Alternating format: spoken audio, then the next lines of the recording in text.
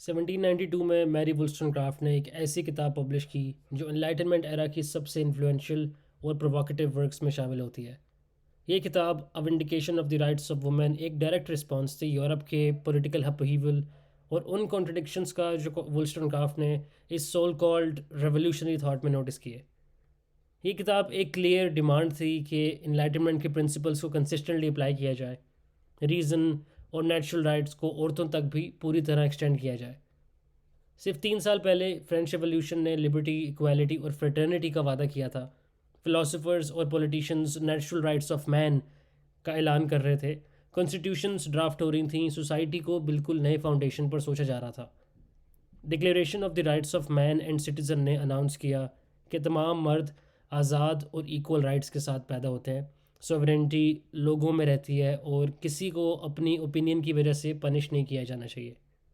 Revolutionary energy ने reason और natural law के नाम पर पुरानी ट्रेडिशंस को हटा दिया था। लेकिन वुllस्टोनक्राफ्ट ने एक ट्रबलिंग बात नोट की कि ये सारी बातें ह्यूमन डिग्निटी और रैशनल ऑटोनॉमी के बारे में थीं, मगर ये हाफ द पॉपुलेशन यानी औरतों पर अप्लाई नहीं होती थी। औरत को इस नई इनलाइटेंड सिटीजनशिप से मुकम्मल तौर पर एक्सक्लूड किया गया था। उन यूनिवर्सल राइट्स से दूर रखा गया था जिनके बारे में इतना शोर था। इस किताब का immediate trigger Charles Maurice de Talleyrand का 1791 का रिपोर्ट था, जो उसने फ्रेंच नेशनल असेंबली को पब्लिक एजुकेशन पर दिया। टैलेरेंट ने एक एम्बिशियस एजुकेशन सिस्टम प्रपोज किया था जिसमें लड़कों को सिटीजनशिप के लिए प्रिपेयर किया जाना था, उनको रीज़न, सिविक वर्च्यू और डेमोक्रेटिक पार्टिसिपेशन के लिए ट्रेन किया जाता। लेकिन लड़कियों के लिए उनकी एजुकेशन प्योरली डोमेस्टिक रखी गई। उन्हें प्लीजिंग कंपेनियंस और कॉम्पिटिटेंट हाउस होल्ड मैनेजर्स बनाने के लिए ट्रेन किया जाता। उन्हें 8 साल की उम्र में पब्लिक स्कूल से निकाल कर प्राइवेटली फेमिनिटी की ट्रेनिंग दी जाती। ये उस वक्त आम बात थी, पूरी यूरोप में यही सिस्टम चल रहा था। लेकिन इसने वुllस्टोनक्राफ्ट के लिए इनलाइटनमेंट की इंटेलेक्चुअल डिसऑनेस्टी को क्रिस्टल क्लियर कर दिया।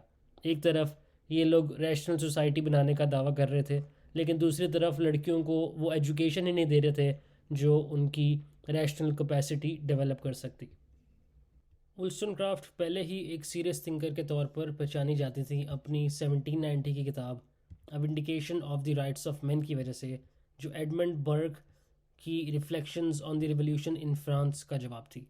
बर्ग ने ट्रेडिशन, हायरार्की और इनहेरिटेड प्रिविलेज का डिफेंस किया था और रेवोल्यूशनरीज को रेकलेस रेडिकल्स कहा था।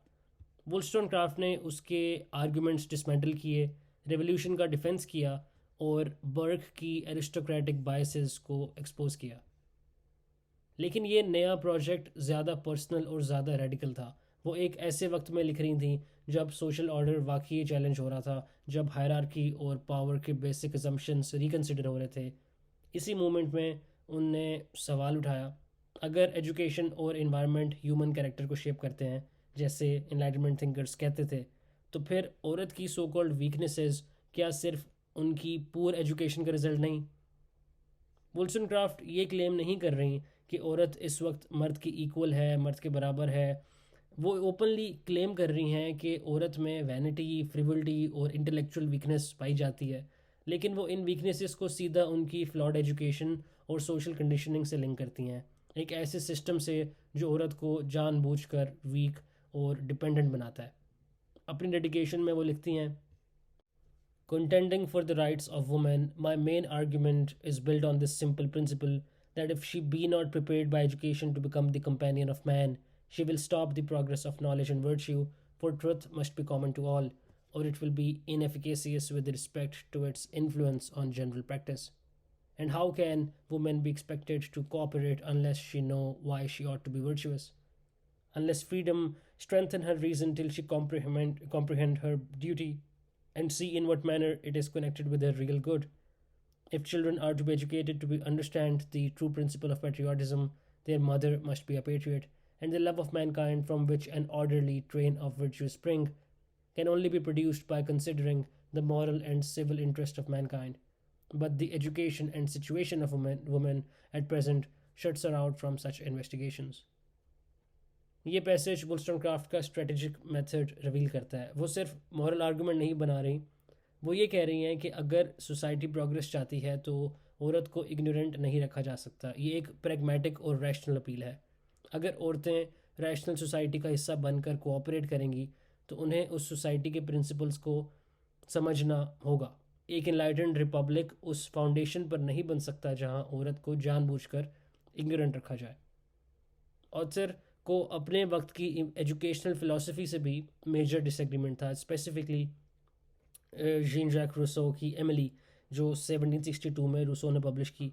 और रूसो, जो नेचुरल राइट्स और पॉपुलर सॉवरेंटी का हीरो माना जाता है, वो ओपनली कहता था कि औरत को सिर्फ मर्द को प्लीज़ करने और हाउस होल्ड्स मैनेज करने के लिए एजुकेट करना चाहिए। उसने सोफ़ी, जो उसकी किताब एमिली की एक फिक्शनल कैरेक्टर थी, वो उसको एक सिर्फ उस तरह की ट्रेनिंग देता है जो उसको एक मर्द को प्लीज़ करने के लिए काफ़ी काम आए। रूसो ने अपनी किताब में लिखा, thus the whole education of women ought to be relative to men, to please them, to be useful to them, to make themselves loved and honored by them, to educate them when young, to care for them when grown, to counsel them, to console them, and to make life agreeable and sweet to them. These are the duties of women at all times and should be taught them from their infancy. Wollstonecraft के लिए ये फ़लसफ़ा सिर्फ गलत नहीं, dangerous भी था। ये women को आर्टिफिशियल बीइंग्स बना देता है, उनकी डेवलपमेंट को स्टंट कर देता है और उन्हें ना प्रॉपर मदर्स बनने देता है, ना ही प्रॉपर सिटीजन्स।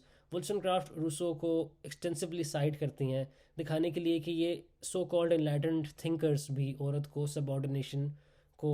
सबॉर्डिनेशन को जस्टिफाई करते हैं। अपने इंट्रोडक्शन में वो लिखती हैं, After considering the historic page and viewing the living world with anxious solicitude, the most melancholy emotions of sorrowful indignation have depressed my spirits, and I have sighed when obliged to confess that either nature has made a great difference between man and man, or that the civilization which has hitherto taken place in the world has been very partial. I have turned over various books written on the subject of education and patiently observed the conduct of parents and the management of schools. But what has been the result? A profound conviction that the neglected education of my fellow creatures is the grand source of the misery I deplore, and that women in particular are rendered weak and wretched by a variety of concurring causes, originating from one hasty conclusion.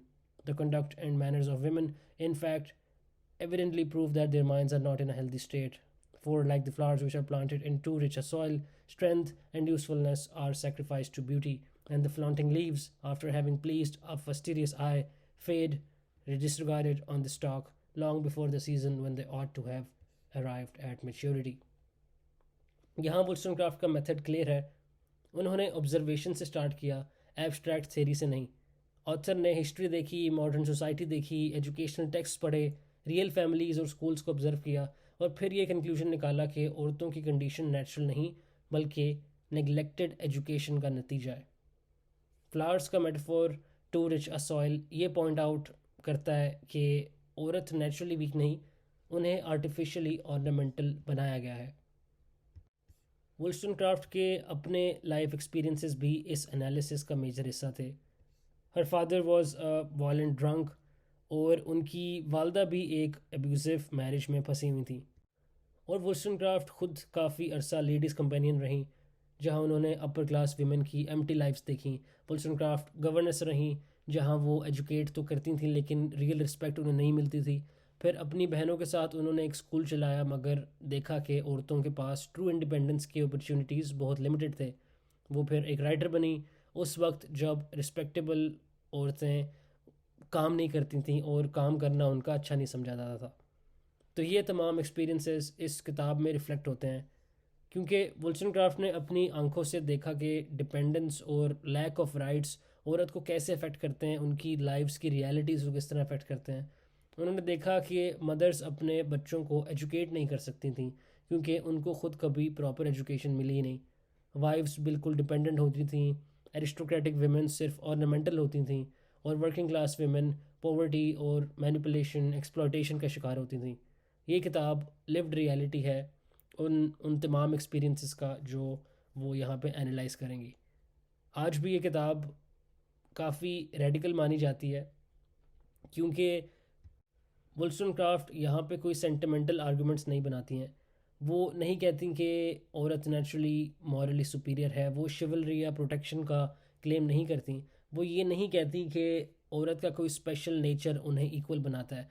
उनका argument simple है कि औरतों को rational brings की तरह treat करो, उनको education दो, सोसाइटी इम्प्रूव होगी। अगर वो इग्नोरेंट और डिपेंडेंट रहेंगी तो सब सफ़र करेंगे, औरतें भी, मर्द भी, बच्चे भी और सोसाइटी भी। ये किताब एक ऐसे हिस्टोरिकल मोमेंट में लिखी गई जब ये आर्गुमेंट्स वाकई सुने जा सकते थे, क्योंकि पुराने सर्टेनिटीज़ क्रम्बल हो रहे थे। अगर मोनार्की नेचुरल नहीं थी, अगर एरिस्टोक्रेटिक प्रिविलेज नेचुरल नहीं था, अगर कॉमन मैन सिटीजन्स बन सकते थे, तो औरत का सबॉर्डिनेशन नेचुरल कैसे हो सकता था? एनलाइटनमेंट लॉजिक वुमेंस इमेंसिपेशन को लॉजिकली सपोर्ट कर रहा था। वुल्सक्राफ्ट ने इस लॉजिक को उसके इनएविटेबल कंक्लूजन तक पुश किया कि रैशनल सोसाइटी तब ही पॉसिबल है जब पॉपुलेशन के बकाया हाफ को इग्नोर ना किया जाए। किताब के कंटेंट्स की बात करें तो वुल्सक्राफ्ट शुरू में ही औरतों की कंडीशन के फंडामेंटल इशू को डायग्नोस करती हैं कि उनको सिस्टमैटिक तरीके से कमज़ोर, वेन और इंटेलेक्चुअली स्टंटेड बनाया गया है। ये नेचर का एक्सीडेंट नहीं, ये एजुकेशन सिस्टम का डिलिबरेटली इंजीनियर्ड नतीजा है, जिसका पर्पस रैशनल ह्यूमन बींग्स नहीं बल्कि ऑर्नामेंटल वाइव्स क्रिएट करना था। यहाँ पे कोर प्रॉब्लम है कि औरत को रीज़न डेवलप करने का मौका ही नहीं दिया जाता। जहाँ मर्दों को क्रिटिकल थिंकिंग, एनालिसिस और प्रिंसिपल बेस्ड मॉरल जजमेंट की ट्रेनिंग मिलती है, औरतों को फीलिंग्स, इंस्टिंक्ट्स और दूसरों की ओपिनियंस पर रिलाई करना सिखाया जाता है। उनको सेंसिबिलिटी, इमोशनल होना और इमोशंस का क्रीचर बनाया जाता है, सेंस का नहीं।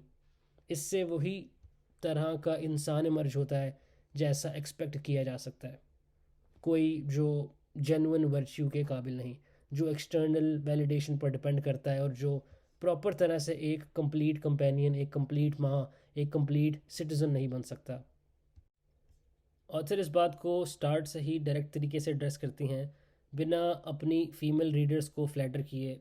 अपने इंट्रोडक्शन में मैरी क्लियर करती हैं कि वो औरतों को डेलिकेट फ्लावर्स की तरह ट्रीट नहीं करेंगी, उनको फ्लैटर नहीं करेंगी, और वो कहती हैं, my own sex I hope will excuse me if I treat them like rational creatures instead of flattering their fascinating graces and viewing them as if they were in a state of perpetual childhood, unable to stand alone.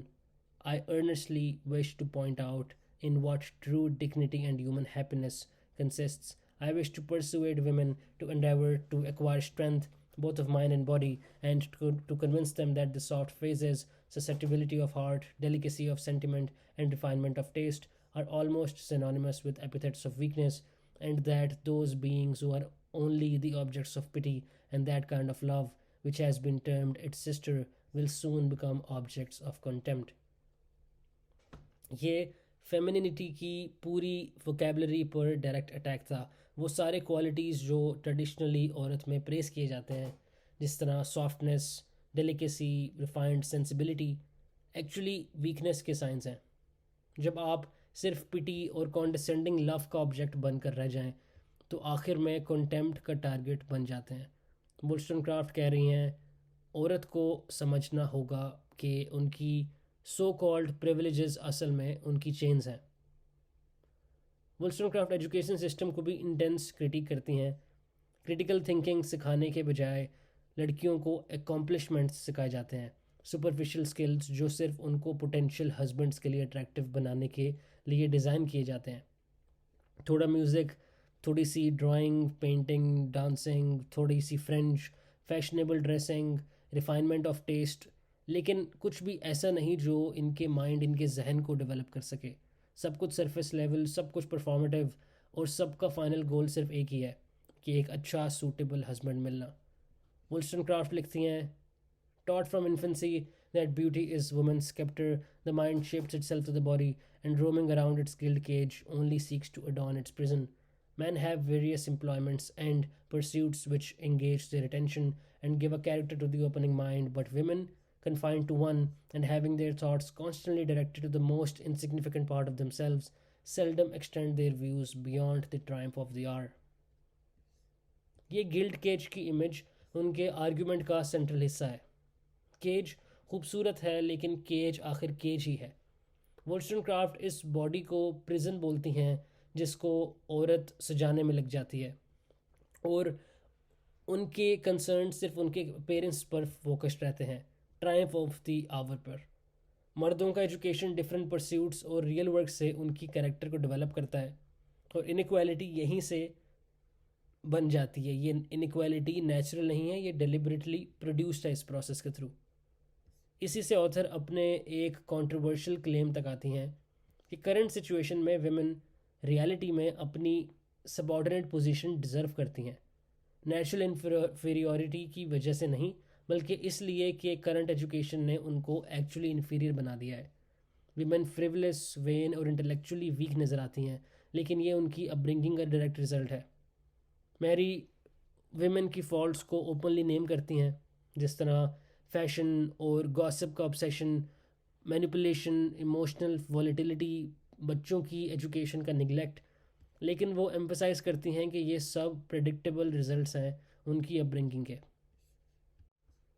Conduct books और educational manuals जो mostly मर्द लिखते थे situation को और ख़राब करते हैं। ये टेक्स्ट विमेन को एक्सप्लिसिटली ये सिखाते हैं कि वीकनेस कल्टीवेट करो, इंटेलिजेंस हाइड करो और अपने चार्म्स या आंसुओं से मैनिपुलेट करो। ऑथर ये बिहेवियर इमोरल और करप्ट समझती हैं क्योंकि ये औरत को स्लाई और डिसीटफुल बना देता है। जब आपको कोई लेजिटिमेट पावर नहीं मिलती तो आप इनडायरेक्ट मैनिपुलेशन सीख लेते हैं। वो लिखती हैं, women are told from their infancy and taught by the example of their mothers that a little knowledge of human weakness, justly termed cunning, softness of temper, outward obedience, and a scrupulous attention to a puerile kind of propriety, will obtain for them the protection of man, and should they be beautiful, everything else is needless for at least 20 years of their lives. वोल्स्टनक्राफ्ट कहती हैं कि 20 साल तक beauty काम आ जाती है, लेकिन उसके बाद औरत के पास ना इंटेलेक्ट होता है, ना मॉरल कैरेक्टर, ना मीनिंगफुल स्किल्स। हस्बैंड्स जिन्होंने ब्यूटी की वजह से शादी की होती है, बाद में वो बोर हो जाते हैं। औरत खुद अपनी फेडिंग अपीयरेंस के साथ एग्जिस्टेंशियल क्राइसिस फेस करती है, और इसका रिजल्ट होता है बिटरनेस, जेलसी या एम्प्टी डोमेस्टिसिटी। इसका असर इंडिविजुअल से बाहर पूरी सोसाइटी तक जाता है, क्योंकि जब औरतें अनएजुकेटेड होती हैं वो अपने बच्चों को भी एजुकेट नहीं कर सकती।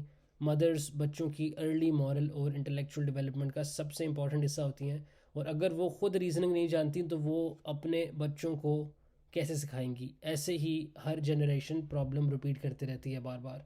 वोल्स्टनक्राफ्ट कहती हैं, make women rational creatures and free citizens and they will quickly become good wives and mothers, that is, if men do not neglect the duties of husbands and fathers, asserting the rights which women in common with men ought to contend for. I have not attempted to extenuate their faults, but to prove them to be the natural consequence of their education and station in society. If so, it is reasonable to suppose that they will change their character and correct their vices and follies when they are allowed to be free in a physical, moral and civil sense. ये उनका central claim है कि औरतों को rational beings की तरह treat करो, उनको प्रॉपर एजुकेशन दो और वो जेन्युइन वर्च्यू सीख जाएंगी।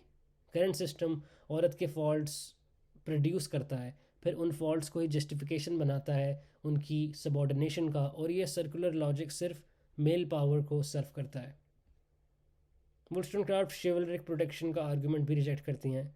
वो कहती हैं कि ये आइडिया कि मेन डेलिकेट विमेन को प्रोटेक्ट करते हैं बिल्कुल अनरियलिस्टिक है। मेजॉरिटी विमेन को कोई एक्चुअल प्रोटेक्शन मिलता ही नहीं है, स्पेशली गरीब ख़वातीन को, और अगर प्रोटेक्शन मिलता भी है तो प्राइस होती है इसकी फ्रीडम। प्रोटेक्टेड चाइल्ड की तरह होना एजेंसी और डिग्निटी को डिस्ट्रॉय करता है। फ़िज़िकल एजुकेशन भी उनके एनालिसिस का पार्ट है। लड़कियों को फ़िज़िकल वीकनेस सिखाई जाती है, यानी एक्सरसाइज अवॉइड करना, रिस्ट्रिक्टिव क्लोथिंग पहनना, डेलिकेट कॉन्स्टिट्यूशन मेंटेन करना। इससे रियल हेल्थ प्रॉब्लम्स होती हैं और फिर ये सब फीमेल नेचर पर ब्लेम कर दिया जाता है। वोल्स्टनक्राफ्ट आर्ग्यू करती हैं कि औरत को भी मर्दों की तरह एक्सरसाइज करनी चाहिए, फ़िज़िकल स्ट्रेंथ डेवलप करनी चाहिए, क्योंकि हेल्दी बॉडी हेल्दी माइंड बनाती है। ऑथर क्लास और जेंडर के इंटरसेक्शन को भी एनालाइज करती हैं। अपर क्लास विमेन सबसे ज़्यादा ट्रैप्ड होती हैं, उनके पास कोई प्रोडक्टिव वर्क नहीं, सिर्फ अपीयरेंस और social performance. Working class women को पॉवर्टी से स्ट्रगल करना पड़ता है, लेकिन उनके पास प्रैक्टिकल स्किल्स और मेंटल रेजिलियंस ज़्यादा होती है। लेकिन दोनों क्लासेस एक शेयर्ड प्रॉब्लम फेस करती हैं, रियल एजुकेशन और सिविक पार्टिसिपेशन की denial. Throughout the book Wollstonecraft कहती हैं कि वो सेंटिमेंट से आर्ग्यू नहीं कर रही, ये रैशनल आर्गूमेंट है, ऑब्जर्वेबल फैक्ट्स पर बेस्ड है। करंट सिस्टम सबको डैमेज करता है। मैन को इंटेलेक्चुअल कंपेनियनशिप नहीं मिलती, बच्चों को प्रॉपर एजुकेशन नहीं मिलती, और औरतों को मिजरेबल रखा जाता है, और सोसाइटी हाफ द पॉपुलेशन की पोटेंशियल लूज़ करती है। उनका प्रपोज्ड एजुकेशन मॉडल अपने टाइम के लिए रेडिकल था। को एजुकेशन, बॉयज़ और गर्ल्स एक साथ नेशनल पब्लिक स्कूल्स में पढ़ें, सेम सब्जेक्ट्स पढ़ें जिस तरह reading, writing, arithmetic, science, history, और साथ में जॉइंट फिजिकल एक्सरसाइज करें। एजुकेशन फ्री हो और तमाम क्लासेस के लिए एक्सेसिबल हो। पर्पज़ इसका ये है कि रैशनल वर्चुअस सिटीजन्स बनाना, ऑर्नामेंटल वाइफ्स नहीं। वो कहती हैं, to render mankind more virtuous and happier, of course both sexes must act from the same principle, but how can that be expected when only one is allowed to see the reasonableness of it? To render also the social compact truly equitable, and in order to spread those enlightening principles which alone can ameliorate the fate of man, women must be allowed to found their virtue on knowledge, which is scarcely possible unless they be educated by the same pursuits as men. Virtue reasoning से आती है, blind obedience से नहीं। अगर औरतें moral agents बन सकती हैं तो उनको मॉरल प्रिंसिपल्स की रैशनल अंडरस्टैंडिंग चाहिए। सोशल कॉम्पैक्ट इक्विटेबल तब होता है जब दोनों सेक्सेस रीजनिंग प्रोसेस में इंक्लूडेड हों। जब वुल्स्टनक्राफ्ट ने ये इस्टेब्लिश कर दिया कि औरतों की अपेरेंट वीकनेस नेचर का रिजल्ट नहीं बल्कि उनकी एजुकेशन का प्रोडक्ट है, तो इससे नेचुरली अगला सवाल उठता है, वो कौन से इंस्टीट्यूशंस और प्रैक्टिसेस हैं जो इस फ्लॉड सिस्टम को सस्टेन करते हैं। क्योंकि अगर वर्च्यू रीज़न से आती है और अगर औरतों को रैशनल मॉरल एजेंट्स बनना है, तो फिर उन स्ट्रक्चर्स को एड्रेस करना ज़रूरी है जो इनकी रीजनिंग को सप्रेस करते हैं। इसी कंटिन्यूटी में ऑथर अब उन सोशल अरेंजमेंट्स की तरफ मुड़ती हैं जो औरत की सबॉर्डिनेशन को रीइंफोर्स करते हैं, और इनमें सबसे सेंट्रल इंस्टीट्यूशन शादी है। वुल्स्टनक्राफ्ट कहती हैं कि कंटेम्प्रेरी मैरिज एक करप्टेड अरेंजमेंट बन चुका है जिसे वो एक तरह की लीगलाइज्ड प्रोस्टिट्यूशन तक कह देती हैं, जहां औरत अपनी ब्यूटी, अपनी खूबसूरती, अपनी सेक्सुअल एक्सेस के बदले इकोनॉमिक सिक्योरिटी एक्सचेंज करती है। ये पार्टनरशिप ऑफ इक्वल्स नहीं, ये एक अनईक्वल ट्रांजैक्शन है जो दोनों पार्टीज़ को डिग्रेड करता है। प्रॉब्लम शुरू होती है इस बात से कि औरत को शादी के लिए किस तरह प्रिपेयर किया जाता है। लड़कियों को ये सिखाया जाता है कि उनका प्राइमरी गोल हस्बैंड कैच करना है, और उनकी यूथ और ब्यूटी के छोटे से फेज़ में ही सब कुछ डिपेंड करता है। इससे डेस्परेशन, आर्टिफिशियलिटी और परफॉर्मेटिव फेमिनिटी डेवलप होती है। इनको मैनिपुलेट करना, चार्म यूज़ करना और अपनी इंटेलिजेंस हाइड करना सिखाया जाता है ताकि मेल ईगो हर्ट ना हो। और जब वो शादी कर लेती हैं तो रिलेशनशिप का बेस सुपरफिशियल अट्रैक्शन होता है, शेयर्ड वैल्यूज़ या इंटेलेक्चुअल कंपैटिबिलिटी नहीं होता। वो लिखती हैं, the woman who has only been taught to please will soon find that her charms are oblique sunbeams and that they cannot have much effect on her husband's heart when they are seen every day when the summer is past and gone. Will she then have sufficient native energy to look into herself for comfort and cultivate her dormant faculties? Or is it not more rational to expect that she will try to please other men and, in the emotions raised by the expectation of new conquests, endeavor to forget the mortification her love or pride has received? ये passage उस tragedy को highlight करता है जहाँ शादी सिर्फ attraction पर build होती है। जब अट्रैक्शन फेड होती है, जो कि नेचुरली होता है, तो औरत के पास कुछ नहीं बचता। माइंड कल्टिवेट नहीं किया गया, इनर रिसोर्सेज डेवलप नहीं हुए और हस्बैंड के साथ कोई डीपर कनेक्शन एग्जिस्ट नहीं करता। इसका रिज़ल्ट होता है डिप्रेशन, ट्रिवियलिटी या दूसरों से वैलिडेशन ढूंढना। शोहर भी जो इंटेलेक्चुअल कंपेनियनशिप एक्सपेक्ट करता है कहीं और कंपेनियनशिप तलाश करता है। शादी एक एम्प्टी शेल बन जाती है, सिर्फ लीगल और सोशल प्रेशर की वजह से सस्टेन होती है। लीगल स्ट्रक्चर सिचुएशन को और वर्स कर देता है। इंग्लिश कॉमन लॉ के तहत जिसमें वुल्स्टनक्राफ्ट रहती थी, वो मैरिड वुमेन की लीगल एग्जिस्टेंस ऑलमोस्ट ख़त्म हो जाती थी। प्रॉपर्टी हस्बैंड के नाम हो जाती थी। औरतों को अपनी अर्निंग्स रिटेन करने की इजाज़त नहीं थी। कॉन्ट्रैक्ट साइन करने की इजाज़त नहीं थी। लीगल एक्शंस इंडिपेंडेंटली वो नहीं ले सकती थी। शोहर को उनके बॉडी, उनकी मूवमेंट, हत्ता कि उनके बच्चों पर भी शोहर की लीगल अथॉरिटी होती थी। और अगर एक औरत किसी अब्यूज़िव मैरिज से निकलती थी तो बच्चों का हक भी खो देती थी।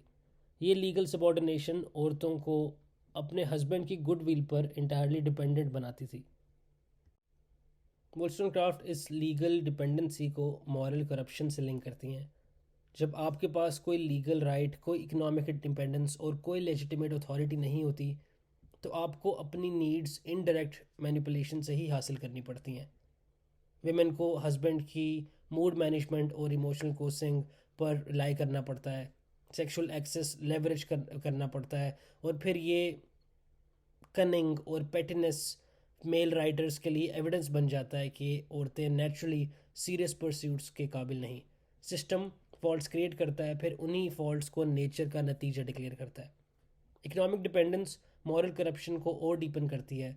जब औरत के पास ऑनरेबल काम की ऑप्शन नहीं है तो वो खुद को कमोडिटी समझने लगती है, कोई चीज़ जो मैरिज मार्केट में एक्सचेंज होती है। शादी इकोनॉमिक ट्रांजैक्शन बन जाती है। विमेन मनी और स्टेटस के लिए शादी करती हैं और मर्द खूबसूरती और डोमेस्टिक सर्विस के लिए। Compatibility, shared values, intellectual partnership secondary हो जाते हैं। मैरी लिखती हैं, women are supposed to possess more sensibility, even humanity than men, and their strong attachments and instantaneous emotions of compassion are given as proofs. But the clinging affection of ignorance has seldom anything noble in it, and may mostly be resolved into selfishness, as well as the affection of children and brutes. I have known many weak women whose sensibility was entirely engrossed by their husbands, and as for their humanity, it was very faint indeed, or rather, it was only a transient emotion of compassion.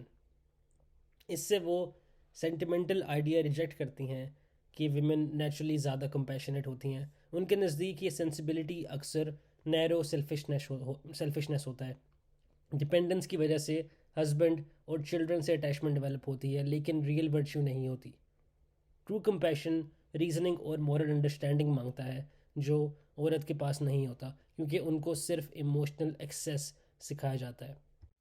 Virtue का issue Mary की पूरी philosophy में central है। उनके लिए virtue rational adherence to moral principles है।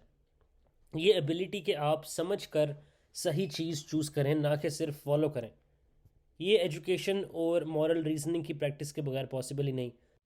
औरत को ये सब डिनाई किया जाता है। उनको ओबे करना सिखाया जाता है, जज करना नहीं, रूल फॉलो करना, प्रिंसिपल अंडरस्टैंड करना नहीं। रिज़ल्ट ये होता है कि वो जेन्युइन वर्च्यू के काबिल नहीं काबिल नहीं होती, सिर्फ कंडीशनल ओबीडियंस का डिस्प्ले करती हैं जो प्रेशर में टूट जाता है।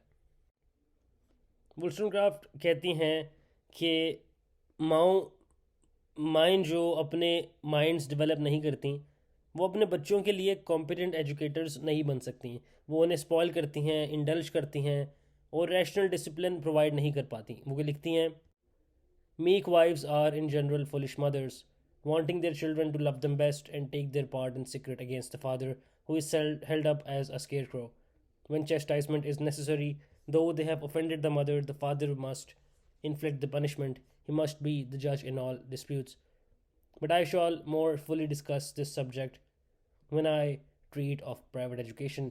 I now only mean to insist that unless the understanding of woman be enlarged and her character rendered more firm by being allowed to govern her own conduct, she will never have sufficient sense or command of temper to manage her children properly.